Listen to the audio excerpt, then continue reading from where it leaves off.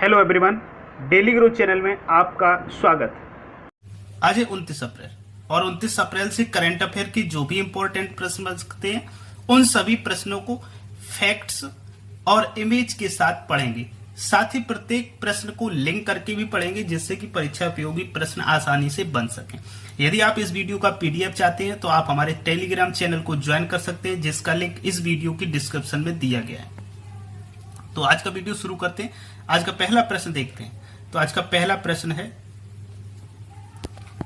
पूर्व नासा प्रमुख James M backs का हाल ही में कितने वर्ष की आयु में निधन हो गया? तो जेम्स एम बैक्स का हाल ही में 94 वर्ष की उम्र में निधन हो गया है। कितने? 94 ईयर्स। तो इसलिए इसका सही उत्तर है ए। सही उत्तर है ए। अब बात है नासा की। तो national aeronautics and space administration. अब बात अगर हम करें जेम्स बैक्स की तो ये नासा के छठवें प्रशासक थे। कौन से? छठवें। और इनका जो कार्यकाल रहा वो जुलाई 1981 से दिसंबर 1985 तक रहा। इनके कार्यकाल में 20 अंतरिक्ष यान सफलतापूर्वक मिशन पूरे किए गए। और साथ ही नासा के प्रशासक बनने से पहले, ऐसा नहीं है कि ये केवल नासा के प्रशासक ही रहे, इससे पहले जनरल डायनेमिक्स कॉर्प्स के कार्यकारी उपाध्यक्ष और निदेशक भी रहे हैं। अब इनका जो कार्यकाल समाप्त हुआ था वो कब हुआ था? तो 1986 को, जब अंतरिक्ष शटल चैलेंजर लॉन्च होने से 73 सेकंड बाद क्रैश हो गया था। उसमें जितने लोग सवार थे वो सभी मारे गए थे। तो उस समय उन्होंने अपने पद से इस्तीफा दे दिया था। अब बात है नासा की। तो नासा के वर्तमान में प्रशासक कौन है? जिम ब्रेडेनस्टाइन। कौन है? जिम ब्रेडेनस्टाइन।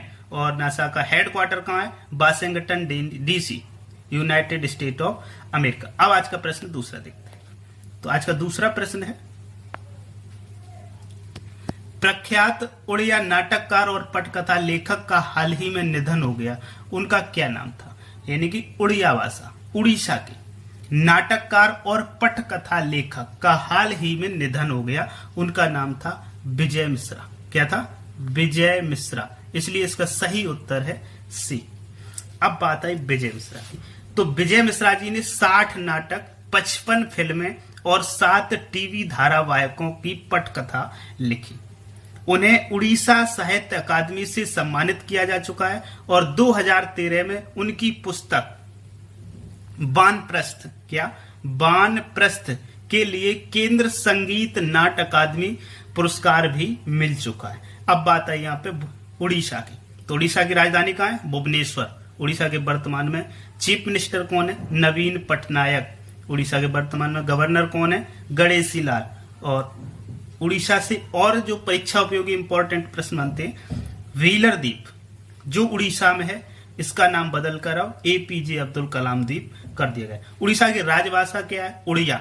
अब यहाँ की 2 इंपॉर्टेंट नेशनल पार्क हैं जो परीक्षा में पूछ लिए जाते हैं, भितरकनिका नेशनल पार्क और सिमलीपाल नेशनल पार्क। और एक चीज, कोणार्क मंदिर, उड़ीसा का कोणार्क मंदिर विश्व प्रसिद्ध है। तो इतने प्रश्न इस प्रश्न से बनते हैं। अब देखते हैं नेक्स्ट प्रश्न।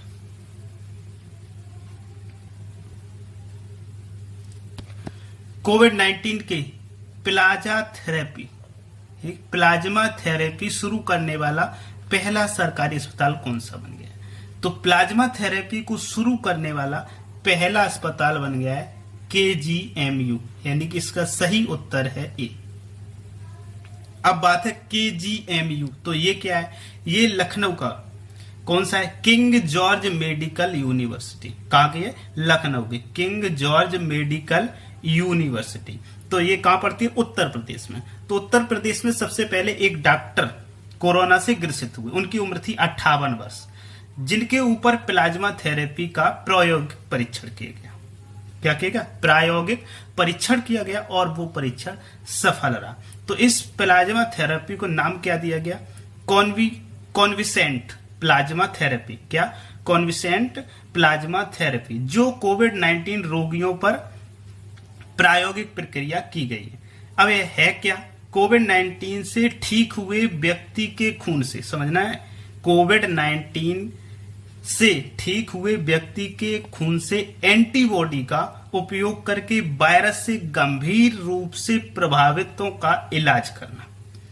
यानी कि सीधे सरल भाषा में कहें तो शरीर की इम्यूनिटी बढ़ाने के लिए यह प्रयोग किया जाता है। अब ये बात है उत्तर प्रदेश की। कहां गया? उत्तर प्रदेश की। तो उत्तर प्रदेश के सीएम कौन है? योगी आदित्यनाथ। उत्तर प्रदेश की वर्तमान में गवर्नर कौन है? आनंदीबेन पटेल।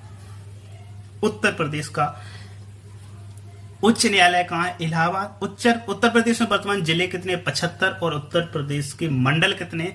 18 मंडल है। कितने? 18। और यहाँ का एक नेशनल पार्क जो बहुत महत्वपूर्ण है परीक्षा की दृष्टि से, वो है दुधवा नेशनल पार्क। कौन सा?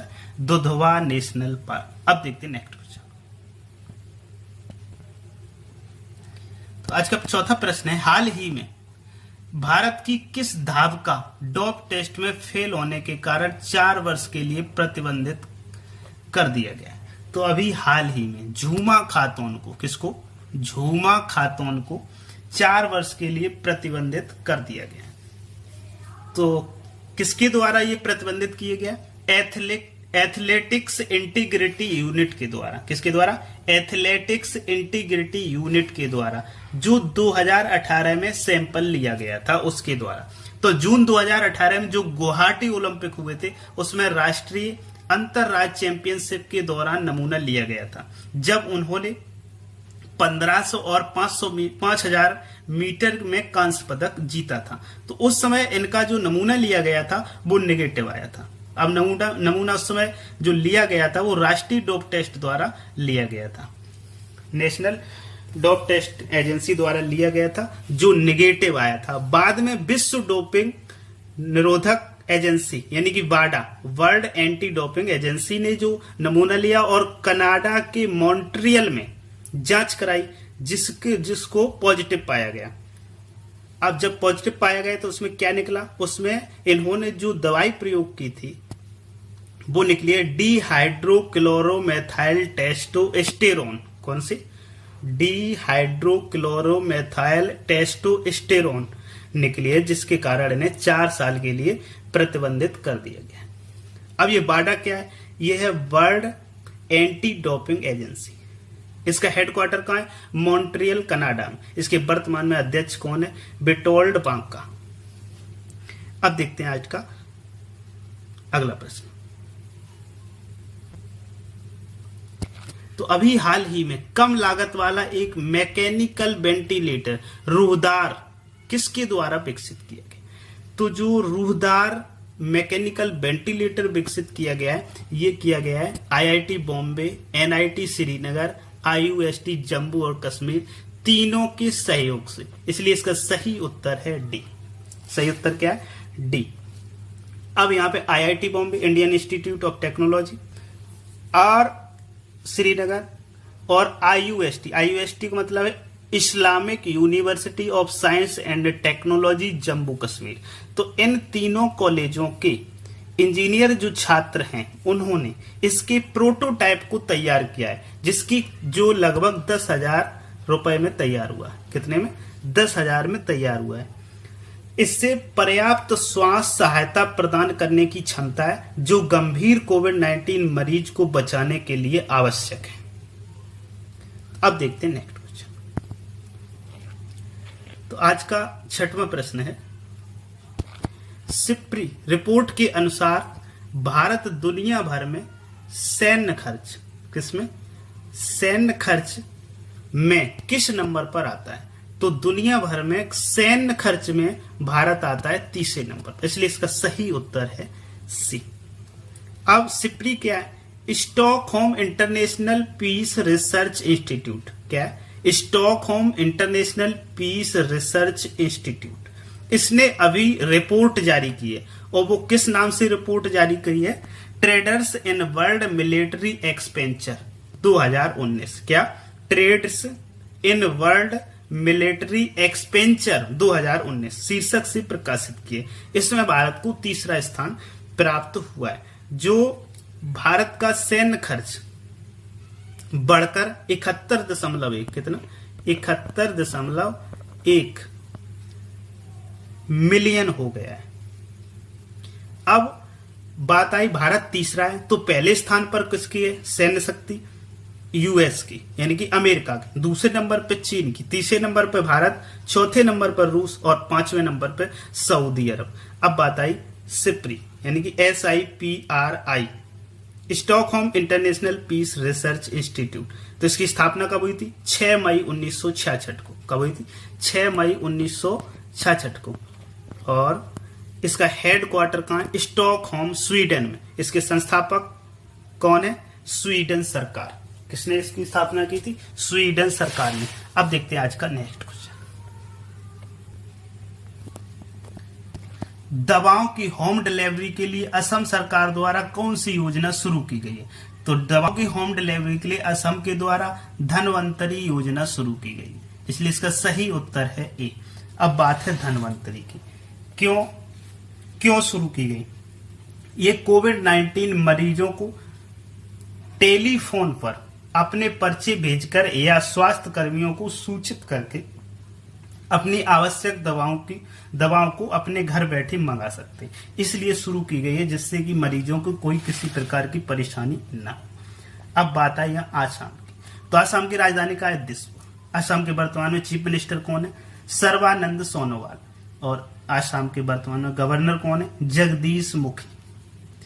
अब बात आसाम की है, तो आसाम में एक महत्वपूर्ण काजीरंगा नेशनल पार्क है, जो परीक्षा की दृष्टि से इंपॉर्टेंट है। और असम का जो नृत्य प्रसिद्ध है वो है बिहू। कौन सा? बिहू। अब देखते हैं नेक्स्ट क्वेश्चन।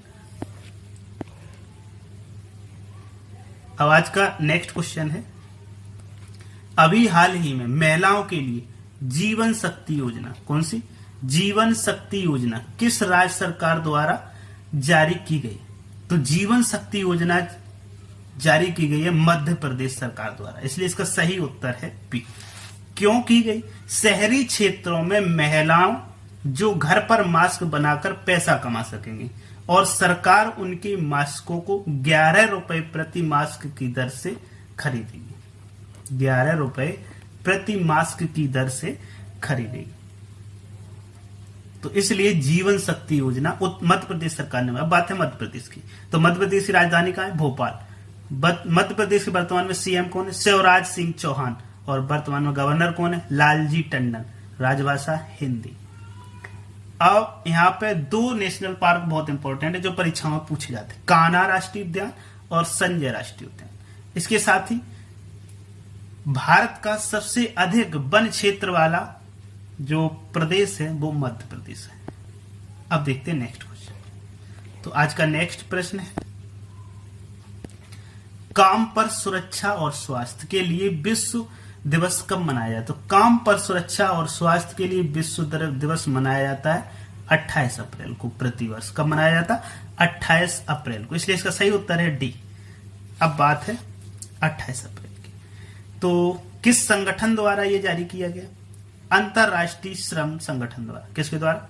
अंतरराष्ट्रीय श्रम संगठन, इंटरनेशनल लेबर ऑर्गेनाइजेशन। इसकी स्थापना कब से प्रारंभ हुआ? ये 28 अप्रैल 2003 से। कब से मनाना प्रारंभ हुआ? 28 अप्रैल 2003 से। क्यों हुआ? व्यवसायिक सुरक्षा स्वास्थ्य में कैसे सुधार कर सकते हैं और प्रौद्योगिकी जैसे कई परिवर्तनों के माध्यम से कैसे सुरक्षित रहा जा सकता है, तो इसकी जागरूकता बढ़ाने के लिए इसे मनाया जाता है।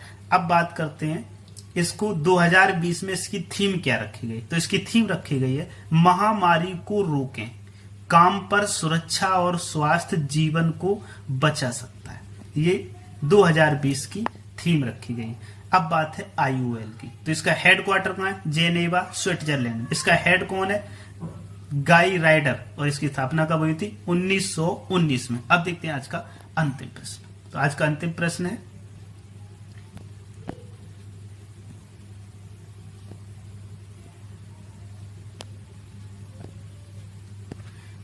India ratings and research agency ने भारत की जीडीपी ग्रोथ को घटाकर कितने प्रतिशत कर दिया है? तो India ratings and research agency ने भारत की जीडीपी ग्रोथ को घटाकर कर दिया है 1.9%। कितना कर दिया?